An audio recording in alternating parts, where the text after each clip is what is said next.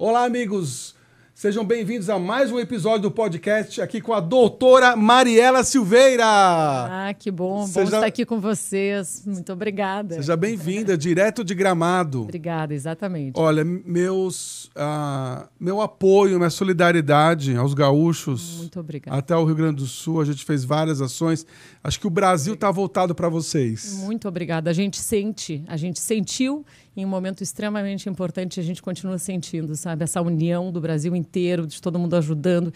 Eu tenho certeza, e é importantíssimo que as pessoas saibam que isso fez total diferença. Isso salvou vidas, isso nos ajudou e nós vamos adiante. Nós vamos sair bem dessa. Nós vamos sair muito bem. Com certeza. Estamos firmes. Eu fico emocionado. Obrigada de coração. Porque agora é a reconstrução, né? Exato. Agora é reconstrução. Vamos dizer assim, falando de uma pirâmide de Maslow, né? Uhum. É a parte de salvamentos, a parte de evitar que as pessoas tenham fome, ajudar nesse período. Isso a gente, vamos dizer, passado esse tempo, a gente já superou. Agora estamos com reconstrução, né? Reconstrução de casas, estamos cuidando muito dos empregos, cuidando muito de como é que as pessoas vão agora dar essa volta, né? Ajudando na educação, que é esse ponto aí também, muito, enfim, tem bastante trabalho, mas nós vamos superar isso, ainda mais com esse apoio inteirinho, vindo de todo o Brasil, né? Essa solidariedade é muito, muito forte. É muito forte, isso é muito importante. Puxa, e felizmente, não sei se pode falar assim, mas o Corotel não foi atingido. O Corotel não foi atingido. A região que vocês estão. Isso. Nós estamos numa região onde não houve a enchente, né? Não houve as inundações, na verdade. Sim. Isso não houve. Teve bastante chuva, obviamente, mas Choveu, né? Tá chovendo. Sim, choveu bastante, mas a cidade está bem, tá com as coisas abertas, está com tudo funcionando, as pessoas estão em segurança, as vias que antes estavam comprometidas agora estão todas liberadas, né? Uhum. Então, isso realmente é uma coisa boa. O que nos permitiu estar bem, está seguindo atendendo, e também toda a cidade de Gramado e de Canela conseguiu assim, apoiar muito as cidades da volta. Até como sendo um ponto importante, como essa ida e volta, esse apoio todo, enfim, muito grande. Foi importantíssimo. Doutora, nutróloga, sim, formada pela USP, incrível. E também fiquei sabendo que hoje você é uma autoridade internacional. Achei incrível você fazer um evento com o Dalai Lama em Nova Delhi, na Índia, né? Sim. Como que foi essa experiência? Olha, era um evento onde o tema central era o foco, o bem-estar, né? Isso que nós temos em comum, a saúde emocional. E naquela altura, isso já tem aí algum tempo, já encontrei com ele mais de uma vez, mas naquela altura justamente era um evento mundial, né? Onde o tema era esse, tanto do ponto de vista científico, o que é que faz com que a gente possa realmente se sentir melhor, o que ajuda, o que não ajuda, como é que o nosso cérebro funciona para a gente se sentir melhor, qual é o papel, né, desde disso que nós falamos antes, da solidariedade, da empatia no nosso bem-estar, qual é o papel da meditação nisso, enfim. Então, aí tinham vários líderes falando a respeito disso, tanto do ponto de vista da ciência em si, quanto como levar isso para o coletivo. Essa parte mais espiritualizada também, né? Isso. E eu tenho bastante, além da nutrologia, eu sou terapeuta cognitiva também.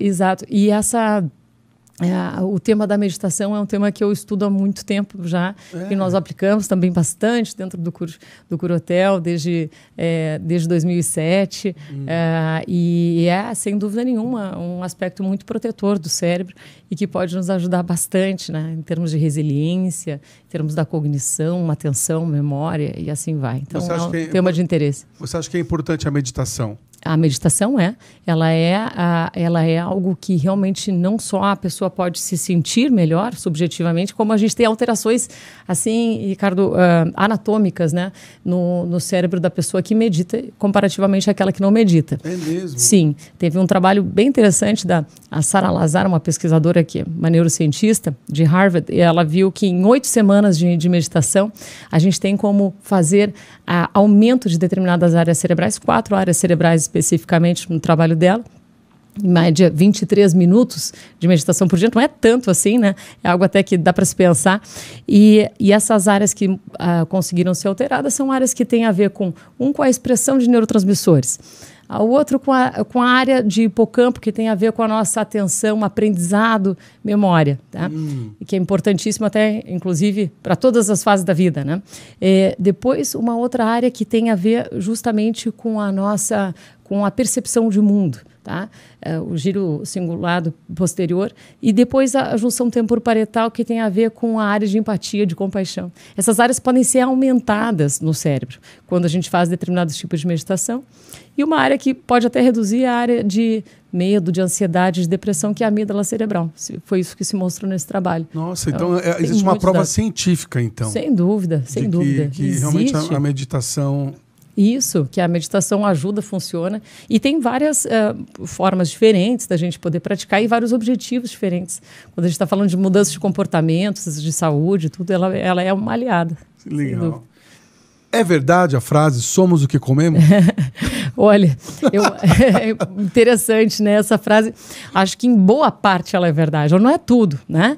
Não é tudo, sem dúvida, mas ela tem tudo aquilo que a gente vai ingerir, ela é importante, mas aquilo que nós vamos absorver também é muito importante, né? E como nós vamos comer, quem preparou a comida, qual é o significado que tem. Quando a gente fala de comida, é algo tão rico, né? Sim. Que tem a ver com as nossas crenças, a nossa religião, a forma como, né, as memórias dessa alimentação. Então tem muita coisa em jogo, o que é super importante. Mas, sem dúvida, nós temos aí as nossas células sendo formadas em boa parte por tudo aquilo que nos chega efetivamente de nutrientes. Então, a qualidade da construção dessas novas células, dos órgãos, né, dos nossos músculos, vai passar bastante por aí, sim.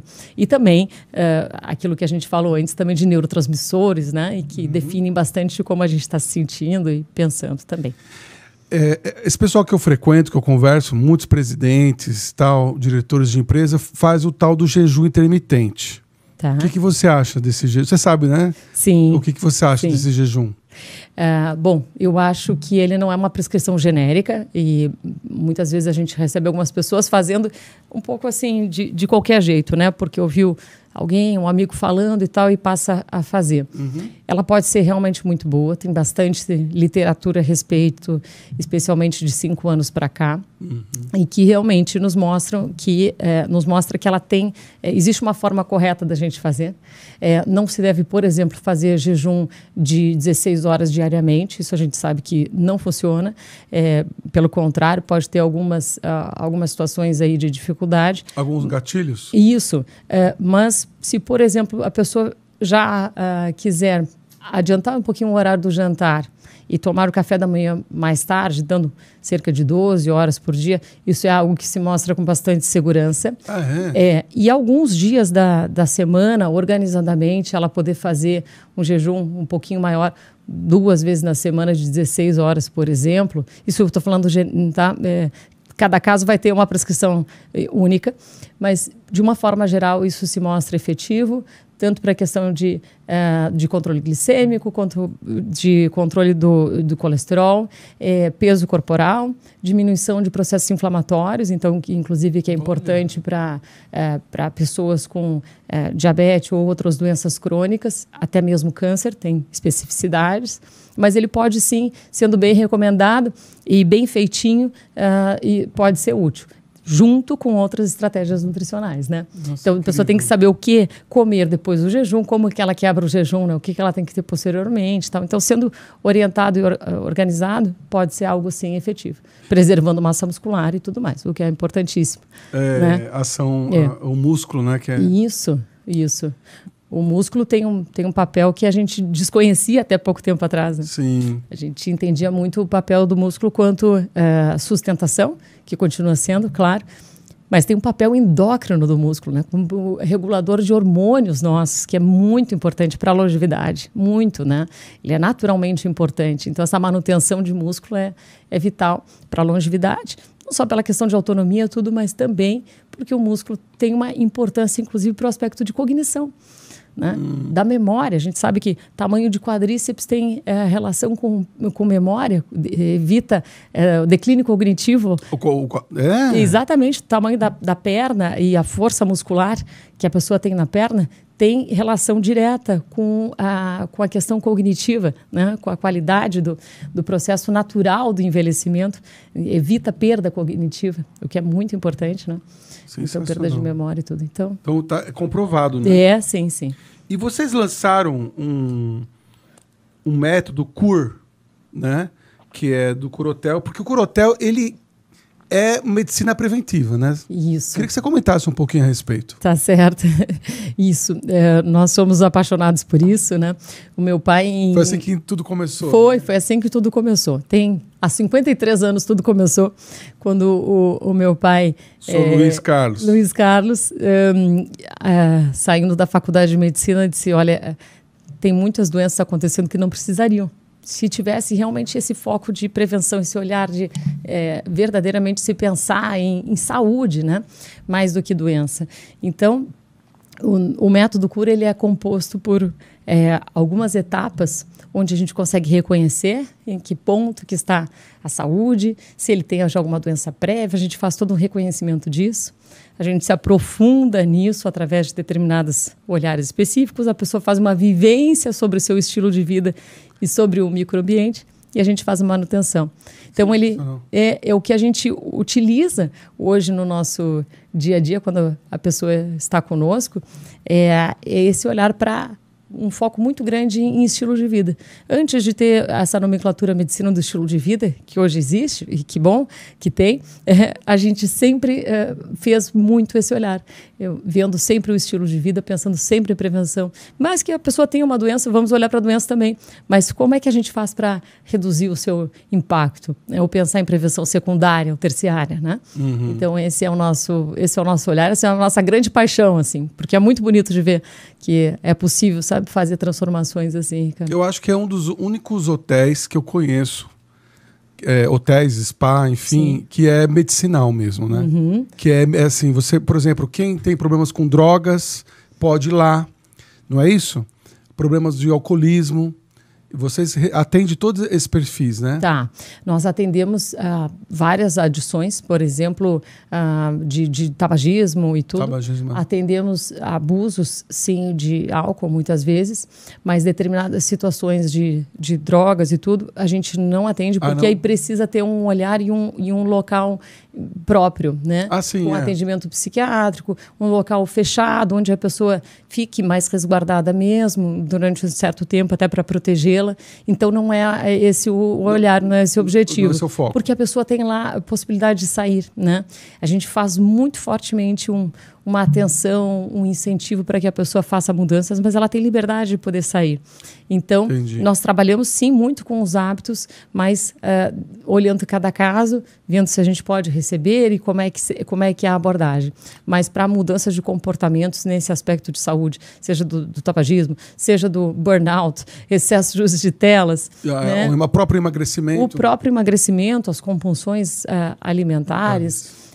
As questões de sono, né, as insônias, as questões de dores crônicas, fisioterapêuticas, o pós-Covid, pós-câncer, que a pessoa passou por todo o seu tratamento, mas ainda não voltou, né, a estar realmente com vitalidade, se sentindo bem. Então, tem vários programas. Sempre a gente vai olhar pessoa a pessoa para poder endereçar o próximo passo, né, e acompanhando no próximo passo, Ricardo. Nossa, sensacional.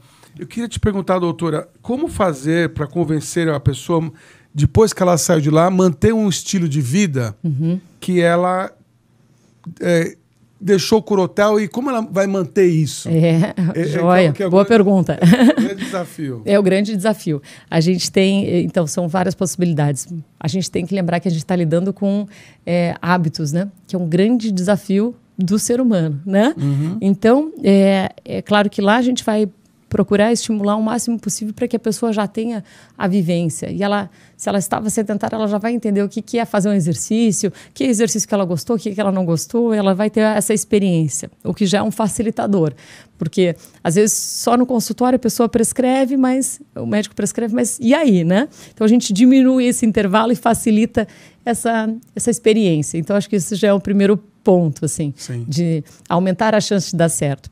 E depois disso, existem várias estratégias que a gente faz para ajudar nessa manutenção. Desde lá as aulas de culinária, para a pessoa entender na prática o que funciona, como é que deve ser uma comida saudável, como é que se prepara, o que precisa ter. O pessoal prepara lá? Sim, prepara. Legal, não sabia. Isso, depois tem todos os livros de receita, a gente tem vários livros, vai sair um novo agora, onde a pessoa leva também isso, da continuidade. Nós temos as mentorias que são feitas depois online, depois que se fez a aliança terapêutica, o vínculo e tudo, a gente consegue manter isso à distância, né?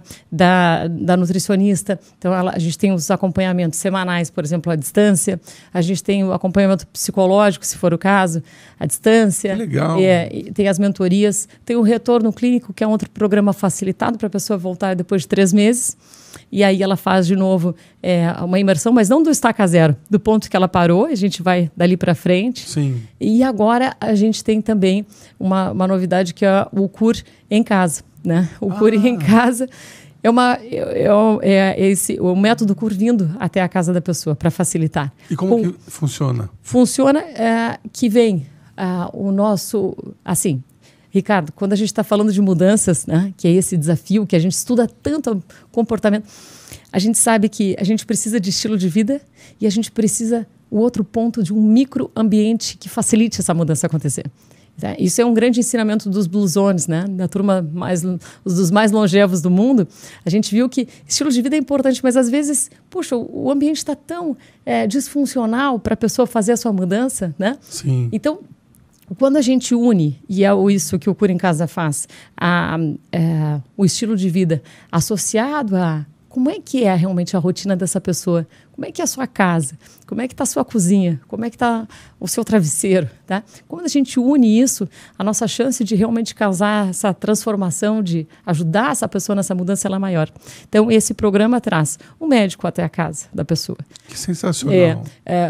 Com um exame físico detalhado, uma anamnese detalhada, a nutricionista que já faz alguns exames na hora, a nutricionista conversando com a cozinheira, quando for o caso, já orientando toda a cozinheira no preparo, vendo, ensinando rótulos, etc. Qualquer lugar do Brasil. Estamos iniciando em São Paulo agora, só. Legal. Mas acreditamos que em breve já tem alguns pedidos. Eu acho que a gente vai estender um pouquinho mais. Então, vocês vão ter uma unidade aqui? Então, é esse atendimento dentro da casa da pessoa. Tá? Tá. Humanidade, temos aí alguns convites e estamos analisando, sim, essa possibilidade. Talvez vai ficar mais fácil para toda a logística. Sim, acreditamos que sim. Parabéns, né? Obrigada. A intenção é estar mais próximo realmente assim da pessoa, né? E no seu próprio ambiente, que é o mais importante. Parece que, assim, com isso, a gente vê que o Corotel ele é bem acolhedor, né? Esse é um dos pontos que para a gente é muito chave, muito. Esse faz parte da nossa essência mesmo. A pessoa só consegue fazer alguma mudança quando ela se sente protegida, acolhida, né? Senão fica fora. Isso Hoje, qual é a capacidade do Corotel de atendimento? 50 pessoas, vamos dizer assim. 50 pessoas ou 50 famílias? 50 pessoas. Casais? Não, 50 pessoas. Exato, 50 pessoas. A gente é muito... 25 casais, se for. Isso. Tá. É bem... Nossa, é bem exclusivo. Bem exclusivo. Bem boutique. Muito. Assim, a pessoa ela é atendida pelo nome, a gente sabe tudo daquela pessoa, a gente tem as reuniões de equipe técnica, né? Fisioterapia, psicólogos, todo mundo planejando algo particular para aquela pessoa. Eu já acompanhei algumas entrevistas de vocês e vocês falam muito, vocês comemoram, né, muito sobre as descobertas genéticas. Sim. Né? Sim. E eu queria saber essa aplicação deles no Corotel, como que funciona? Sim. Bom, a genética é uma parte aí muito interessante e importante quando a gente está falando desse processo realmente de prevenção, de predição, né, de longevidade. Nós sabemos que conhecer a genética, se a pessoa tiver essa possibilidade, ela nos dá mais elementos para entender o que é que funciona melhor para ela, o que é que funciona, o que é que não funciona tão bem, o que é que ela deve evitar e tal. Ela tem uma participação que, felizmente, não é a majoritária, né? A maior participação na nossa expectativa de vida é o estilo de vida, mas ela tem dependendo das publicações, entre 17% a 21%, vamos dizer assim, tá? O impacto que teria na expectativa de vida. Então, sim, é relevante, mas não é fundamental. Agora, o interessante é que quando se conhece, então, melhor a genética, a gente entende, puxa, essa pessoa aqui realmente se dá melhor com esse grupo alimentar. Então, se ela incentivar mais e tiver essa composição aqui, ela pode realmente ter uma facilidade de manutenção do peso, ela pode ter uma facilidade em prevenir o diabetes tipo 2. Então, ela nos ajuda em estratégias que sejam realmente práticas. Para melhorar, né? Para melhorar. Então, a gente acaba utilizando, sim, tanto nisso, no exercício físico e etc., como na prevenção em si, diretamente de algumas doenças. Ela faz parte desse conjunto, né? Uma pessoa estressada, ela não dorme direito, ela briga com qualquer um a toda hora. Sim. Eu queria saber quais são alguns sintomas mais sutis, assim. Bom, interessante. São muitos, né? Porque o estresse ele tem um efeito sistêmico, né, Ricardo? O nosso corpo se prepara para aquilo que a gente chama de fuga, luta ou paralisia, mais recentemente aí colocado. E quando a gente se vê num sentido mais ancestral, talvez fique um pouquinho mais fácil da gente reconhecer esses sintomas, né? Porque ao se preparar para a luta, a pessoa fica com aumento de frequência cardíaca, ela fica com aumento de pressão arterial, ela tem alteração ocular, ela tem tensão maior nos grandes musculaturas para poder estar preparada. Ela tem extremidades mais frias, mais úmidas, ela fica uma presa menos fácil, né?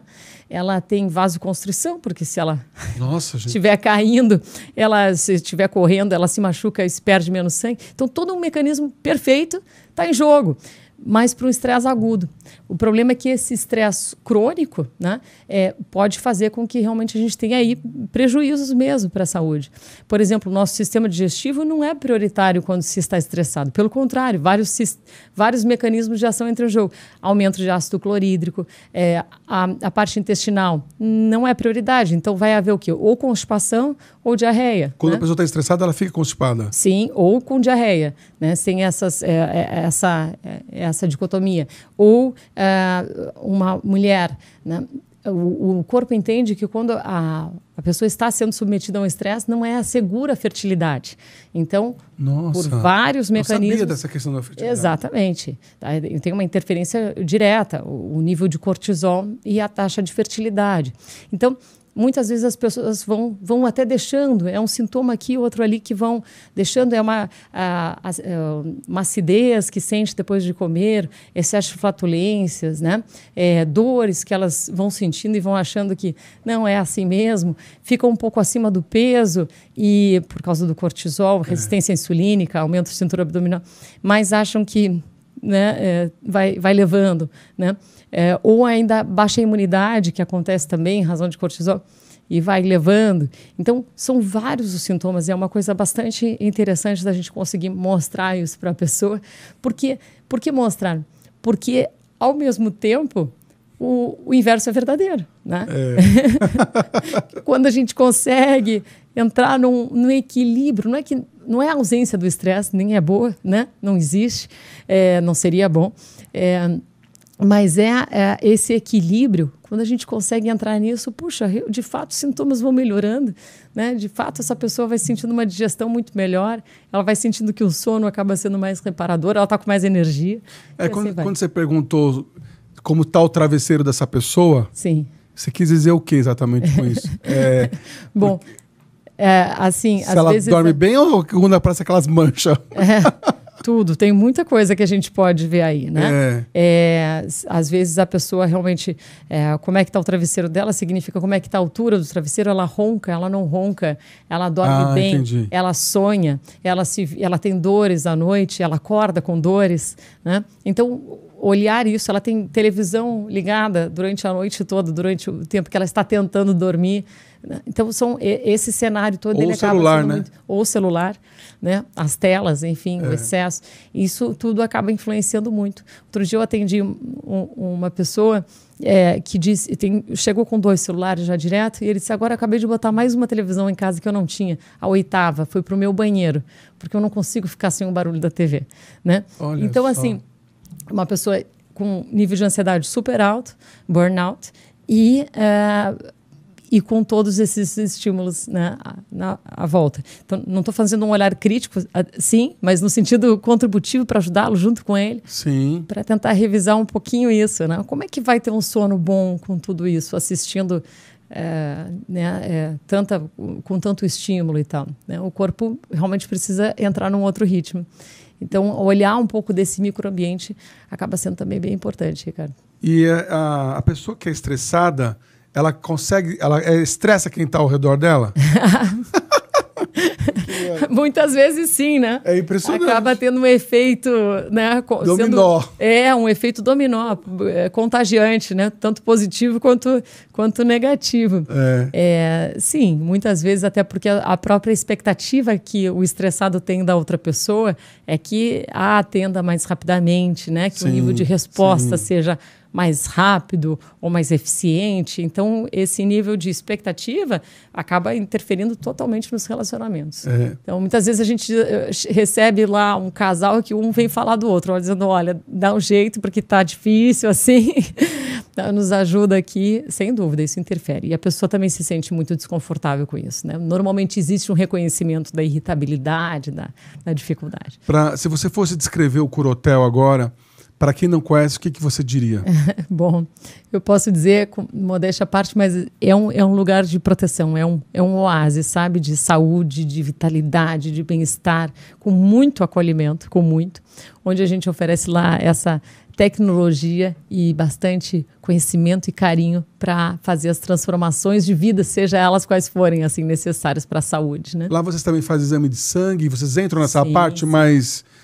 Técnica mesmo, médica. Temos toda a parte de exames laboratoriais, todos, convênio com a Santa Casa, temos a cardiologia, temos exames... Você tem cardiologia? Temos toda a parte da cardiologia, a medicina do esporte, tem a parte toda dos exames de termografia, densitometria óssea, avaliação corporal por imagem pelo DEXA, que a gente vê gordura visceral com bastante precisão, tem uma série de exames e tem toda a equipe, né, completa, assim, Hoje vocês são em quantos médicos? Nós estamos em 8 médicos e temos uma equipe total para atender esse número de pessoas ali que eu falei, de 100 pessoas. Nossa, é grande. Ali Parabéns, para atender esse número, de uma média de 40 ali pessoas. Então, hoje bastante atenção. Vocês viraram referência, viu? Obrigada.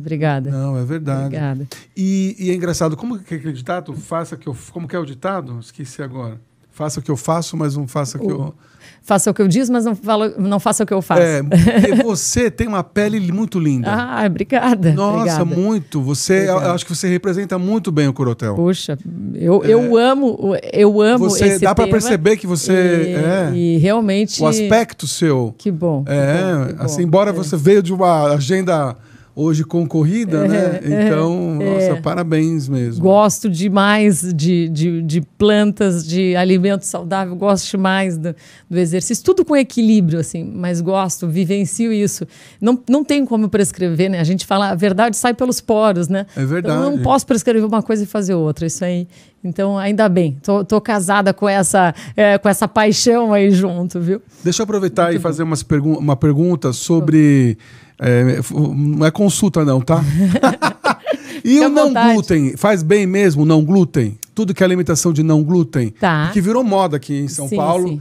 Sim. Né? Não glúten, pão sem glúten, macarrão sem glúten. Eu queria que você desse alguma opinião sobre isso. Primeira coisa que existe é a questão de individualidade bioquímica, né? Cada pessoa vai ter aquilo que faz bem e aquilo que não faz bem. Então, esse é o primeiro ponto. Não existe uma coisa de régua para todo mundo e tal. Agora, existem pessoas que têm sensibilidade, sim, realmente grande ao glúten. No Brasil, esse percentual ele é alto. Existe leve, moderado e severo a ponto, né, da doença celíaca. Ou alguns acreditam que tudo seja o espectro celíaco, enfim. Mas... determinadas pessoas, sem dúvida, é importante que se retire mesmo o glúten por diversos motivos. E alguns podem ter, às vezes, uma sensibilidade um pouquinho alta ao glúten, mas a gente tem que verificar como é que está toda a alimentação. Nem sempre ele é o vilão da história, né? Às vezes a pessoa está com baixíssima ingesta de vegetais, de frutas, verduras, legumes e acaba se alimentando muito do glúten. Isso vai gerar uma desbiose intestinal. Mas não é pelo glúten, é pela falta de probióticos, é pela falta naturalmente de probióticos na alimentação e aí faz com que haja uma desregulação. De uma forma geral, para alguns grupos a gente precisa retirar e para outros a gente pode utilizá-lo desde que com bom senso, numa dieta rica, rotativa, com alimentos de verdade. Doutora Maria, para encerrar, queria que a senhora falasse as dicas de longevidade. Bom, vamos lá. Aprendendo aí com os povos longevos, aprendendo aqui no Brasil com as Blue Zones, que eu tive recentemente em Veranópolis, né, a nossa cidade aí mais longeva e tal, que tem um projeto lá de 40 anos de pesquisa do idoso, fantástico. Dicas de longevidade, primeira coisa, relacionamentos de verdade, né? Isso de poder se olhar nos olhos, de poder ter troca, de poder saber que tem com quem contar na hora que precisa. Isso é um fator absolutamente importante, que sobrepõe aí a outros tantos. Mas depois tem outros também, como alimentação com alimentos de verdade desconhecidos, arroz, feijão, né? Fruta, verduras, legumes, carnes, aquilo que se conheça, né? Manter um peso saudável, manter pressão arterial saudável, ser ativo fisicamente, Ricardo, importantíssimo. O exercício tem um efeito anti-inflamatório fundamental. Depois, também o evitar o cigarro e outras drogas. Isso tem um aspecto muito relevante em expectativa de vida. E cultivar espiritualidade também é um outro aspecto que foi encontrado na maior parte dos octogenários, nonagenários e os centenários também. Bem interessante, né? Olha, eu ficaria horas conversando com a senhora. Obrigada. Foi maravilhoso. A gente tem o patrocinador aqui da Le Creuset, então um presente. Que lindo, para você, pro seu obrigada, marido. obrigada. E muito obrigado por ter vindo. Muito obrigada, Tá? Eu que agradeço. Muito Ricardo. obrigado. Obrigada. Muito obrigado. Obrigado, pessoal. Até a próxima.